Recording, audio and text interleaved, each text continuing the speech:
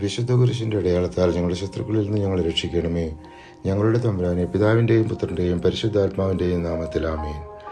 ജെറമിയ 5-ാം അധ്യായം നമ്മെ പഠിപ്പിക്കുന്നത് നീതിയില്ലാത്ത സമൂഹം ദൈവത്തിൻ്റെ ശിക്ഷയിൽ നിന്ന് രക്ഷപ്പെടില്ലെന്നും വിശ്വാസദ്രോഹവും വിഗ്രഹാരാധനയും ദൈവത്തിൻ്റെ ക്രോധം വരുത്തുമെന്നുമാണ്. ഈ പ്രവൃത്തികൾക്ക് അവരെ ഞാൻ ശിക്ഷിക്കേണ്ടതല്ലേ? ഇത്തരം ഒരു ജനതയോട് ഞാൻ പ്രതികാരം ചെയ്യേണ്ടതല്ലേ? കർത്താവ് ചോദിക്കുന്നു. ജെറമിയ 5-ാം അധ്യായം 29-ാം തിരുവചനം. ജെറമിയ 6-ാം അധ്യായത്തിൽ ദൈവത്തിൻ്റെ വചനത്തെ നിരസിക്കുന്നത് നാശത്തിലേക്കാണ് നയിക്കുന്നതെന്നും ദൈവത്തിൻ്റെ നിയമവും സത്യവും മാത്രമാണ് വിശ്രമവും രക്ഷയും നൽകുന്നത് എന്നതുമാണ്. ജെറമിയ 7-ാം അധ്യായം ആരാധന മാത്രമല്ല, നീതിയും വിശ്വാസവും വേണമെന്നും ദൈവത്തിൻ്റെ വചനത്തെ അനുസരിക്കുന്ന ജീവിതം മാത്രമാണ് രക്ഷ എന്നതുമാണ്. എന്നാൽ ഞാൻ അവരോട് കൽപ്പിച്ചിരുന്നു, എൻ്റെ വാക്കനുസരിക്കുവിൻ, ഞാൻ നിങ്ങളുടെ ദൈവവും നിങ്ങൾ എൻ്റെ ജനവുമായിരിക്കും. ഞാൻ നിങ്ങളോട് കൽപ്പിക്കുന്ന മാർഗത്തിലൂടെ ചരിക്കുവിൻ, നിങ്ങൾക്ക് ശുഭമായിരിക്കും.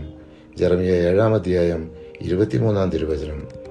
ജെറമിയ 8-ാം അധ്യായം സത്യത്തെ നിരസിക്കുന്ന ജനങ്ങൾ നാശത്തിലേക്കാണ് പോകുന്നത്, ദൈവത്തിൽ പക്ഷം സൗഖ്യവും രക്ഷയുമുണ്ട് എന്ന് വിശദീകരിക്കുന്നു.